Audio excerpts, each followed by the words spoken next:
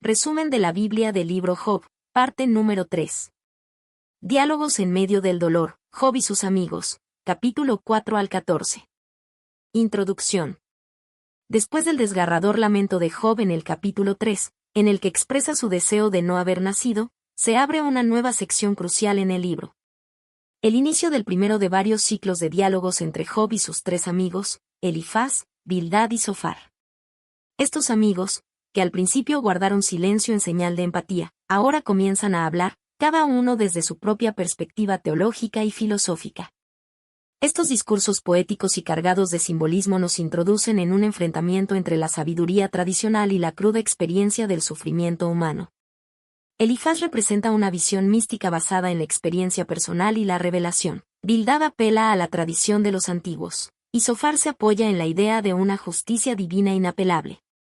En conjunto, los tres sostienen que el sufrimiento es resultado directo del pecado, una especie de castigo divino justo e inevitable. Job, por su parte, se mantiene firme en su integridad. Aunque no entiende por qué está sufriendo tanto, insiste en que no ha cometido falta alguna que justifique tal castigo. Su discurso se vuelve cada vez más apasionado y desafiante, interpela a sus amigos, expresa su decepción con sus respuestas superficiales y, con osadía, clama a Dios en busca de respuestas. Lo que emerge no es un simple debate teológico, sino una lucha espiritual profunda por comprender el misterio del sufrimiento humano. En estos capítulos, del 4 al 14, la conversación alcanza una intensidad emocional y teológica considerable. Se alternan acusaciones, reflexiones filosóficas, súplicas y lamentos. Job no solo debate con sus amigos, sino que también confronta su propia fe. Este bloque nos introduce de lleno en el corazón del conflicto del libro. ¿Es el sufrimiento siempre una señal del juicio divino? ¿O puede ser una experiencia que desafía la lógica humana y abre la puerta a una relación más profunda con Dios? Capítulo 4. Primer discurso de Elifaz, parte 1. El sufrimiento como corrección divina. Elifaz de Temán es el primero de los amigos en romper el silencio. Comienza con tono respetuoso, reconociendo que Job ha sido un consejero y sostén para otros en tiempos difíciles. Sin embargo, ahora que el sufrimiento ha llegado a su propia vida, Elifaz lo anima a no desanimarse y a reflexionar sobre su situación. Su razonamiento parte de una creencia profundamente arraigada en la teología tradicional, que el sufrimiento no es arbitrario, sino que tiene un propósito moral y correctivo. Elifaz plantea que los inocentes no perecen y que los justos no son desarraigados. Job 4, 7. Esta declaración implica que si Job está sufriendo, debe haber en él alguna falla oculta que ha provocado la retribución divina. Para apoyar su argumento, relata una experiencia mística, una visión nocturna en la que escuchó una voz diciendo que ningún ser humano puede ser justo delante de Dios. Según esta revelación, todos los hombres son imperfectos y vulnerables, como criaturas frágiles hechas de polvo. Por tanto, para Elifaz, el sufrimiento de Job es simplemente una manifestación de la imperfección humana y una señal de que necesita corrección. Este capítulo revela una forma de pensar muy común en la antigüedad, la idea de que el sufrimiento es una respuesta justa de Dios al pecado, y que quien sufre debe buscar que ha hecho mal. Aunque Elifaz intenta ser consolador, su mensaje es sutilmente acusatorio. Capítulo 5. Primer discurso de Elifaz, parte 2. La disciplina divina como bendición. En la segunda parte de su discurso, Elifaz se vuelve más exhortativo. Le aconseja a Job que no busque respuestas entre los insensatos ni en la desesperación, sino que acuda directamente a Dios. En su visión, el Altísimo es quien hiere, pero también es quien sana. Él abate, pero también exalta. Por eso, si Job acepta humildemente la corrección divina, será restaurado. Elifaz elogia la disciplina de Dios, afirmando que bienaventurado es el hombre a quien Dios castiga. Job 5, 17. Esta idea, aunque bien intencionada, presupone que Job ha pecado y que su dolor es merecido. Promete que si se somete al trato divino, Dios lo protegerá, lo librará del mal, y sus bienes y descendencia serán multiplicados. En esta visión optimista, el sufrimiento es solo temporal, un paso necesario hacia la redención. Sin embargo, el discurso de Elifaz, aunque lleno de referencias a la justicia y la misericordia de Dios, no tiene en cuenta el carácter íntegro de Job ni su desconcierto legítimo. Su argumento, aunque teológicamente elaborado, carece de empatía hacia el sufrimiento incomprensible que Job está viviendo. En lugar de consolar, termina insinuando que Job debe haber hecho algo para merecer su dolor, lo cual abre el camino a una serie de debates intensos en los siguientes capítulos. Capítulo 6. Respuesta de Job a Elifaz, parte 1. El peso del dolor y la falta de consuelo. Después del discurso de Elifaz, Job responde con profunda emoción y frustración. Sus palabras revelan no solo su sufrimiento físico, sino también su angustia interior por no encontrar consuelo entre quienes deberían apoyarlo.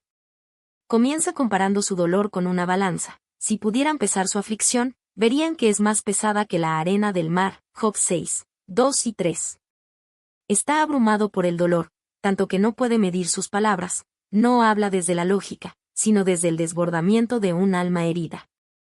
Job declara que sus quejas no son infundadas. Se siente atacado por las flechas del Todopoderoso y lleno de un veneno espiritual que lo consume. Incluso su alimento, antes placentero, ahora le resulta repulsivo. Esta imagen refleja una vida que ha perdido todo sentido y gusto, tanto física como emocionalmente. Job luego suplica que Dios le conceda una sola cosa, que lo aplaste y le quite la vida. No por desesperación sin sentido, sino porque sabe que ha permanecido fiel. Morir sería, para él, una forma de conservar su integridad y evitar seguir sufriendo sin motivo. Lo que más le duele no es solo el sufrimiento, sino la falta de apoyo de sus amigos. Con una mezcla de tristeza y decepción, Job compara a sus amigos con un arroyo que se seca cuando más se necesita. Cuando llegan tiempos difíciles, como el calor del verano, sus palabras se desvanecen. En vez de alivio, ellos han traído juicio. Job no les ha pedido bienes materiales, ni rescates, solo comprensión. Y aún eso le ha sido negado. Al final del capítulo, Job lanza un desafío, que le digan en qué ha pecado, que le muestren su error. Pero no lo acusan de nada concreto. Sus palabras no traen consuelo, solo crítica, y eso, dice Job, no es justo. Su dolor es real, su integridad intacta, y lo que más necesita en este momento no es una lección teológica, sino una palabra de compasión. Capítulo 7. Respuesta de Job a Elifaz, parte 2. Clamor directo a Dios desde el sufrimiento. Tras lamentar la falta de consuelo de sus amigos, Job cambia de enfoque en el capítulo 7 y se dirige directamente a Dios. Este pasaje es un lamento honesto, cargado de dolor y preguntas profundas sobre el sentido de la vida y el sufrimiento humano. Capítulo 7, 1 al 10, la vida como lucha y sombra. Job comienza describiendo la vida del ser humano como una dura faena, similar a la de un soldado o un jornalero. Sus días están llenos de trabajo y sus noches, de insomnio y dolor. El sufrimiento ha consumido su cuerpo, su piel se pudre, se cae a pedazos y no encuentra alivio. Su existencia le parece breve y sin sentido, como una sombra que pasa sin dejar rastro. Con una voz quebrada por la desesperación, dice que su vida es un soplo y que sus ojos nunca volverán a ver la felicidad. Se siente como alguien destinado al polvo, como quien pronto será olvidado. Estas palabras expresan una visión profundamente deprimida y pesimista de la condición humana. Capítulo 7, 11 al 21, reclamos directos a Dios. Job decide no guardar más silencio. Le habla a Dios con una mezcla de respeto y desesperación. Le pregunta por qué lo está vigilando tan de cerca, como si fuera un enemigo. Se siente acosado incluso en sus sueños, donde el terror lo persigue. Se pregunta si acaso el ser humano es tan importante para que Dios lo observe de forma constante. ¿Por qué no lo deja tranquilo, aunque sea un momento? ¿Por qué no lo perdona o lo deja morir en paz? Job no blasfema, pero su dolor lo lleva a rozar los límites de la queja. No entiende por qué sufre, ni qué propósito hay en su dolor. Concluye con una súplica, que Dios lo perdone antes de que sea demasiado tarde y él ya no exista. Capítulo 8. Primer discurso de Bildad. Dios no tuerce la justicia. Después de las palabras apasionadas y dolorosas de Job, Bildad, otro de sus amigos, toma la palabra. Su enfoque es más directo y rígido que el de Elifaz. Bildad representa la tradición teológica que sostiene que Dios es justo y que todo sufrimiento humano tiene una causa moral. Si Job sufre, debe ser porque ha pecado o sus hijos lo han hecho. Capítulo 8, 1 al 7, Defensa de la justicia divina. Bildad empieza su discurso con dureza, cuestionando las palabras de Job y acusándolo de hablar como un viento fuerte y vacío. Desde su perspectiva, Dios no puede ser injusto. Por lo tanto, si los hijos de Job murieron, fue porque pecaron. Esta declaración es muy fuerte y dolorosa, especialmente en el contexto de la pérdida reciente de Job. Pero también ofrece una posible esperanza. Si Job es verdaderamente justo y busca a Dios con sinceridad, entonces el Señor lo restaurará. Insinúa que Job está siendo probado, pero que si corrige su conducta, todo volverá a estar bien. Capítulo 8, 8 al 19, Sabiduría de los antiguos. Bildad apela a la experiencia de las generaciones pasadas para validar su punto de vista. Dice que los sabios del pasado ya sabían que el malvado prospera solo por un tiempo, pero luego es arrancado como una planta sin raíces. Su mensaje es claro: el que no tiene a Dios como fundamento será destruido. Compara al impío con una caña que crece sin agua y que pronto se seca. También dice que, aunque el malvado parezca estable y seguro, su confianza será quebrada, y todo lo que ha construido se vendrá abajo. Capítulo 8, 20 al 22. Confianza en la restauración del justo. El discurso termina con una nota de esperanza. Dios no desecha al íntegro ni sostiene la mano del malhechor. Si Job es justo, como él afirma, entonces debe confiar en que su situación cambiará. Dios lo restaurará, y sus enemigos serán avergonzados. Resumen general del discurso de Bildad. Es más severo que Elifaz. Sostiene que Dios es justo, por lo tanto, el sufrimiento siempre tiene una causa moral. Sugiere que los hijos de Job murieron por su pecado. Anima a Job a arrepentirse para ser restaurado. Capítulo 9. Job reconoce la grandeza de Dios y la imposibilidad de contender con él. Después de la dura respuesta de Bildad, Job responde con un tono que combina reverencia, frustración y profunda reflexión. Aunque no niega la justicia de Dios, expresa cuán difícil es para el ser humano comprender o defenderse delante del Todopoderoso. Capítulo 9, 1 al 12. Nadie es justo delante de Dios. Job comienza admitiendo que es cierto, nadie puede justificarse delante de Dios. Si un hombre quiere contender con él, no podrá responderle ni una de 1000 veces. Describe a Dios como sabio, poderoso e inalcanzable. Él hace temblar la tierra, oculta el sol, ordena a las estrellas y gobierna sobre la creación. Su poder es tan majestuoso que nadie puede detenerlo o cuestionarlo. Job está diciendo que, aun siendo inocente, no podría enfrentarse a Dios en juicio, pues su grandeza y soberanía lo superan. Capítulo 9, 13 al 24. La percepción de Job sobre la justicia divina. Aquí, Job expresa una profunda angustia. Ve a Dios como alguien que permite la destrucción tanto del justo como del impío. Aunque no acusa directamente a Dios de injusticia, sí dice que la realidad muchas veces no refleja el principio de el justo prospera y el malvado es castigado. Se siente impotente, como si estuviera atrapado en una realidad donde el mal muchas veces triunfa y el inocente sufre sin explicación. Incluso llega a decir que Dios ciega a los jueces y permite la corrupción en el mundo. Este pasaje refleja la confusión de Job. Cree en la justicia de Dios, pero no la ve reflejada en su experiencia. Capítulo 9, 25 al 35. Deseo de un mediador. Job describe su vida como efímera, más veloz que un corredor, sin esperanza de alivio. Expresa su frustración de que no tiene manera de justificar su causa ante Dios. Aun si se lavara con nieve y se limpiara por completo, Dios lo sumergiría nuevamente en la impureza. El clímax del capítulo es cuando Job lamenta que no haya un árbitro o mediador entre Dios y él, alguien que pudiera poner su mano sobre ambos y facilitar el diálogo. Esta es una poderosa anticipación de la figura del mediador que más tarde los cristianos asociarán con Cristo. Resumen general del capítulo 9. Job admite la majestad y justicia de Dios. Reconoce que es imposible justificar a un ser humano ante él. Se siente abrumado por el sufrimiento y la aparente falta de justicia en el mundo. Anhela un mediador que lo ayude a entender y relacionarse con Dios. Capítulo 10. Job suplica comprensión a Dios.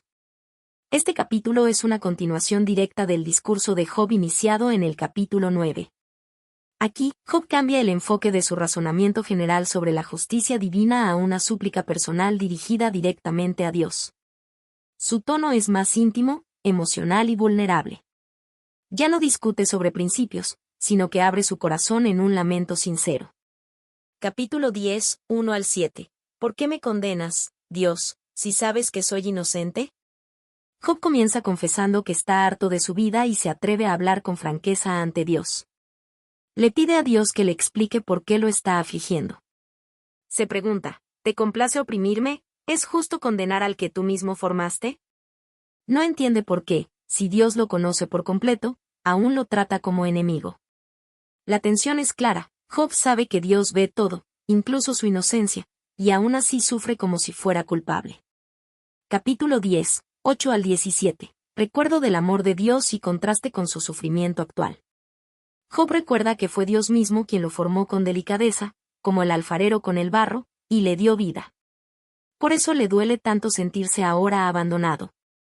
Le resulta incomprensible que Dios, quien le mostró amor en el pasado, ahora lo destruya sin explicación. Se pregunta si Dios creó al hombre solo para vigilarlo hasta encontrar una falla. Siente que, haga lo que haga, bien o mal, siempre será castigado. Capítulo 10, 18 al 22. Anhelo de la muerte y descanso. Job cierra este capítulo deseando no haber nacido. Si ya ha vivido, le ruega a Dios que le deje tranquilo antes de morir. Pide un poco de alivio antes de descender al Seol, el lugar oscuro y sin retorno de los muertos. Allí, según su visión, todo es tinieblas y caos, sin orden ni esperanza. Este deseo de morir no es una renuncia a la vida, sino una súplica desesperada de descanso ante el sufrimiento insoportable. Resumen general del capítulo 10. Job se dirige directamente a Dios con dolor y confusión. Pregunta por qué está siendo tratado como culpable cuando es inocente. Recuerda cómo Dios lo formó y le dio vida, pero ahora lo hace sufrir. Se siente perseguido sin causa. Termina deseando la muerte como escape del dolor. Capítulo 11. Primer discurso de Zofar. Llamado al arrepentimiento. Zofar el Naamatita, el tercero de los amigos de Job, toma ahora la palabra por primera vez. Su discurso es el más severo y directo hasta este punto. A diferencia de Elifaz y Bildad, Zofar no muestra compasión ni intenta suavizar sus palabras. Su objetivo es confrontar a Job con fuerza y reclamarle su falta de entendimiento. Capítulo 11, 1 al 6. Reprensión a Job por hablar tanto. Zofar empieza criticando a Job por hablar demasiado y con arrogancia, como si su palabrería pudiera justificarlo. Acusa a Job de burlarse de Dios con sus declaraciones de inocencia. Para Zofar, Job no solo está equivocado, sino que debería recibir más castigo del que ya ha sufrido. Su tono es duro, considera que Job está siendo hipócrita y que merece aún más corrección divina. Zofar incluso sugiere que Dios debería mostrar toda su sabiduría y revelar los pecados ocultos de Job, pues según él, hay faltas que Job ignora o minimiza. Capítulo 11, 7 al 12. La sabiduría de Dios es insondable. Luego, Zofar exalta la sabiduría infinita de Dios. Declara que el ser humano no puede comprender ni medir el conocimiento divino. Dios conoce perfectamente a los hombres y ve más allá de sus apariencias. Según Zofar, los necios pueden aparentar sabiduría, pero nunca podrán engañar a Dios. Aquí subraya que intentar discutir con Dios, como lo hace Job, es una muestra de necedad, porque nadie puede entender completamente los caminos del Creador. Capítulo 11, 13 al 20. Llamado a buscar a Dios con sinceridad. Finalmente, Zofar llama a Job a arrepentirse de corazón. Le dice que si aparta el mal de su vida, podrá levantar el rostro sin culpa y vivir en paz y seguridad. Promete que Job podrá olvidar su sufrimiento como un mal sueño, y que su vida será más clara que el mediodía. Sin embargo, también advierte que los malvados no tienen esperanza, su final es el sufrimiento y la muerte. Para Zofar, la solución es simple, Job debe reconocer su pecado y volverse sinceramente a Dios.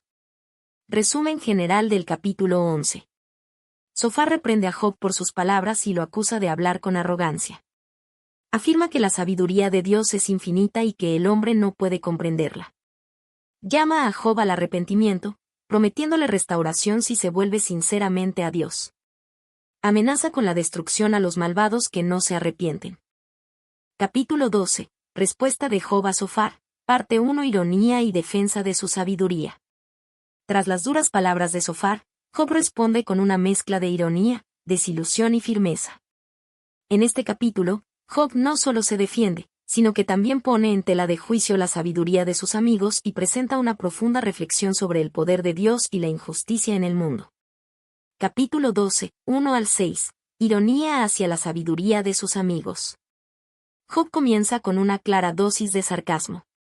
Se burla de la actitud de sus amigos, diciendo que ellos se creen los únicos sabios y que cuando mueran, la sabiduría morirá con ellos. Afirma que él también tiene entendimiento, que no es inferior a ellos, y que lo que ellos dicen no es nada nuevo. Job se siente humillado y burlado por quienes deberían consolarlo. A pesar de ser justo e íntegro, ahora es objeto de desprecio, mientras que a los malvados, que viven seguros y tranquilos, no les pasa nada. Esta contradicción lo llena de frustración. Capítulo 12, 7 al 12. La sabiduría está en toda la creación. Job cambia de tono y señala que incluso los animales, las aves, los peces y la tierra pueden enseñar sobre el poder de Dios. Toda la creación refleja que Dios está detrás de todo lo que sucede. Reconoce que la vida y el destino de todo ser viviente están en las manos de Dios, lo cual todos deberían entender. Aquí, Job destaca que la experiencia también es fuente de sabiduría, y no solo las palabras de sus amigos. Insinúa que sus interlocutores están repitiendo ideas viejas sin comprender la profundidad del sufrimiento humano. Capítulo 12, 13 al 25. Descripción del poder absoluto de Dios. Job cierra su respuesta con una poderosa descripción del carácter soberano de Dios. Dios tiene sabiduría, poder, consejo e inteligencia. Él puede derribar lo que el hombre edifica, cerrar puertas que nadie puede abrir, y controlar la naturaleza. Además, Job destaca que Dios tiene el control sobre reyes, sabios, jueces y sacerdotes. Él confunde a los entendidos, derriba a los poderosos y deja a las naciones desorientadas. Aún lo oculto lo saca a la luz, y cambia el orden establecido según su voluntad. Este pasaje es una afirmación solemne: Dios es todopoderoso, pero su forma de actuar es, muchas veces, incomprensible para el ser humano. Resumen general del capítulo 12. Job responde con ironía y critica la supuesta sabiduría de sus amigos. Reconoce que toda la creación enseña que Dios está al control de todo. Afirma que Dios tiene un poder absoluto y gobierna sobre todo y todos, aunque sus caminos sean difíciles de entender. Capítulo 13. Job desafía a sus amigos y habla directamente con Dios. En este capítulo, Job se vuelve más firme y directo. Primero reprende a sus amigos por su falta de sabiduría y luego expresa su deseo de hablar cara a cara con Dios. Su tono es desafiante, pero también muestra su angustia, su deseo de justicia y su convicción de que, aunque muera, quiere presentar su causa ante el Creador. Capítulo 13, 1 al 12. Reproche a sus amigos. Job inicia reafirmando su conocimiento. Mis ojos han visto todo esto, mis oídos lo han oído y entendido. Rechaza la autoridad de sus amigos como portadores de verdad y los llama forjadores de mentira y médicos inútiles. Les pide que guarden silencio, pues eso sería más sabio que hablar sin entender. Job los acusa de hablar en nombre de Dios de manera parcial, como si necesitaran defender a Dios con falsedades. Les advierte que Dios los reprenderá por su hipocresía. En este fragmento, Job desenmascara la religiosidad superficial que pretende explicar el sufrimiento sin verdadera compasión. Capítulo 13, 13 al 22. Deseo de presentar su causa ante Dios. Con valentía, Job expresa su anhelo de defenderse ante Dios mismo, aunque eso signifique arriesgar su vida. Declara con una frase inolvidable: aunque él me matare, en él esperaré, verso 15, en algunas versiones. Su confianza en Dios va más allá de su dolor, quiere hablar con él, no como un enemigo, sino como alguien que busca comprensión. Job pide dos cosas a Dios: que lo libre del terror de su presencia y que le permita hablar sin temor. Es una súplica sincera, no de arrogancia, sino de necesidad espiritual profunda. Capítulo 13, 23 al 28. Clamor por respuestas. En la parte final del capítulo, Job pregunta a Dios: ¿cuántas son mis iniquidades y pecados? desea entender qué ha hecho para merecer tanto sufrimiento. No se considera perfecto, pero tampoco cree haber cometido una falta que justifique tal dolor. Describe su fragilidad comparándose con una hoja seca o una paja arrastrada por el viento. El tono de Job es de vulnerabilidad, se siente quebrantado, amargado y atacado por Dios sin comprender por qué. Esta sección refleja el grito humano por sentido y justicia en medio del sufrimiento inexplicable. Resumen general del capítulo 13. Job reprende duramente a sus amigos por su falta de sabiduría y compasión. Expresa su deseo de presentar su causa ante Dios, incluso si eso lo lleva a la muerte. Suplica respuestas y reconoce su fragilidad, pidiendo comprender el propósito de su sufrimiento.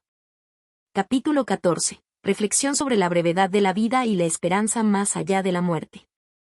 En este capítulo, Job continúa su conversación con Dios, pero ahora su reflexión se adentra en el tema de la fugacidad de la vida humana y la desesperanza que siente ante su sufrimiento sin respuesta. Job se enfrenta a la realidad de que la vida es corta y llena de tribulación, y expresa su anhelo de que, incluso en medio de su dolor, pueda haber alguna forma de restauración o redención. Capítulo 14, 1 al 6. La brevedad de la vida humana. Job comienza reconociendo la fragilidad humana. El hombre nacido de mujer es corto de días y hastiado de sinsabor. Esta afirmación refleja su percepción de la vida como algo efímero, lleno de sufrimiento y dolor desde el principio. El hombre, como una flor, florece por un momento y luego se marchita. Job compara la vida con una sombra que desaparece sin dejar huella, un reflejo de su propia existencia que pronto se desvanecerá. En su lamentación, Job cuestiona por qué, si la vida es tan corta y llena de dolor, Dios no pone fin al sufrimiento del hombre. En este pasaje, Job subraya la limitación del ser humano ante las fuerzas divinas y la inevitabilidad de la muerte. Capítulo 14, 7 al 12, la esperanza en la muerte. Sin embargo, Job introduce un rayo de esperanza, porque hay esperanza para el árbol, que si se cortare, aún se renovará. Aquí, Job usa la metáfora de un árbol que, aunque cortado, puede volver a brotar si tiene raíz suficiente. La naturaleza muestra signos de renovación, pero el ser humano, a diferencia del árbol, no tiene tal esperanza. La muerte para él es un fin sin posibilidad de retorno. Job se pregunta si habrá algún lugar donde el hombre, tras morir, pueda encontrar descanso. En su dolor, expresa el deseo de que Dios lo recuerde después de la muerte, anhelando una posible restauración, pero al mismo tiempo consciente de que la muerte es irrevocable. La muerte es vista como el último destino para todos, y Job teme que este destino sea un final sin redención. Capítulo 14, 13 al 17. Anhelo de restauración y esperanza en la redención. En este pasaje, Job expresa su deseo de que, después de su muerte, Dios lo oculte en el sepulcro y lo oculte hasta que pase su ira. Su anhelo es encontrar un lugar de descanso en donde pueda ser purificado y, tal vez, restaurado a una vida futura. Job también pide que sus pecados sean perdonados, reconociendo que el sufrimiento que enfrenta puede ser el resultado de un castigo, pero al mismo tiempo clama por la misericordia divina. Job desea que su deuda sea borrada, como si Dios pudiera sellar sus pecados y restaurarlo en la vida. Capítulo 14, 18 al 22. La frustración del hombre ante la muerte y el sufrimiento continuo. Al final del capítulo, Job reflexiona sobre el sufrimiento humano y la transitoriedad de la vida. Observa cómo los montes caen y las piedras se desgastan, pero el hombre permanece sumido en su sufrimiento. Aunque se dice que el hombre es polvo, la agonía que enfrenta parece interminable y no lleva a ninguna resolución. Para Job, la vida está marcada por una constante lucha contra el dolor, la angustia y la inevitabilidad de la muerte. En su desesperanza, Job concluye que, incluso si un hombre sufre en la vida, después de la muerte, nada cambiará. La amargura persiste, y la vida parece no tener propósito. Él ve la muerte como un escape final de la angustia, pero también la ve como una condena a la perdición y la soledad. Resumen general del capítulo 14. Job reflexiona sobre la brevedad y fragilidad de la vida humana, comparando al hombre con una flor que florece solo para marchitarse rápidamente. Aunque contempla la muerte como un descanso para el sufrimiento, Job expresa su desesperanza en la posibilidad de renovación después de la muerte. Job desea ser recordado por Dios, buscando la posibilidad de restauración después de su muerte, pero también siente que la vida humana está llena de sufrimiento sin resolución. En sus pensamientos, la vida es una lucha constante contra la angustia y la muerte, con la sensación de que, al final, nada puede cambiar su destino. Este capítulo, como muchos otros en el libro de Job, nos lleva a la reflexión sobre el sufrimiento humano, la esperanza y el misterio de la vida después de la muerte. Job, aunque lleno de dolor y desesperanza, mantiene la posibilidad de que pueda haber algún tipo de restauración o redención, aunque no entiende completamente cómo. Conclusión. Los capítulos 4 al 14 de Job abren un tenso y profundo debate entre la sabiduría tradicional de los amigos de Job y la experiencia vivida del sufrimiento por parte de él. Los amigos de Job, con sus respuestas basadas en las creencias de la época, insisten en que el sufrimiento es siempre una consecuencia directa del pecado y que solo los justos son recompensados. Según ellos, Job debe haber pecado de alguna manera para estar pasando por tanto dolor. Sin embargo, Job se mantiene firme en su integridad y rechaza la idea de que su sufrimiento sea un castigo divino por su maldad. A lo largo de estos diálogos, él expresa su dolor y frustración, mientras plantea su deseo de tener una audiencia con Dios, algo que parece fuera de su alcance. Este ciclo de conversaciones pone de manifiesto una cuestión clave: el sufrimiento humano no siempre puede explicarse con fórmulas fáciles ni respuestas superficiales. En sus intercambios, Job no renuncia a su fe, pero sí desafía las concepciones simplistas sobre la relación entre el sufrimiento y la justicia divina. Lejos de ser una mera cuestión de castigo, el sufrimiento de Job es algo más complejo, algo que no puede resolverse con respuestas rápidas ni consejos generales. Su actitud hacia Dios no es de incredulidad, sino de una búsqueda sincera y dolorosa de respuestas a preguntas profundas y difíciles. A través de este primer ciclo de diálogos, el lector se enfrenta al misterio del sufrimiento humano. Job se convierte en el portavoz de todos aquellos que sufren sin una causa clara o justa, y sus preguntas abren la puerta a la necesidad de una relación más honesta y directa con Dios. En este proceso, no se trata solo de comprender las razones del sufrimiento, sino de construir una relación sincera con lo divino, un Dios que no siempre ofrece respuestas fáciles, pero que está dispuesto a escuchar las preguntas más difíciles. Así, este bloque de los capítulos 4 al 14 nos invita a reflexionar sobre la complejidad del sufrimiento humano y la importancia de una fe que no se limita a aceptar respuestas fáciles, sino que se enfrenta a la realidad del dolor con honestidad, valentía y la esperanza de que, incluso en medio del sufrimiento, puede haber un propósito divino que trasciende la comprensión humana.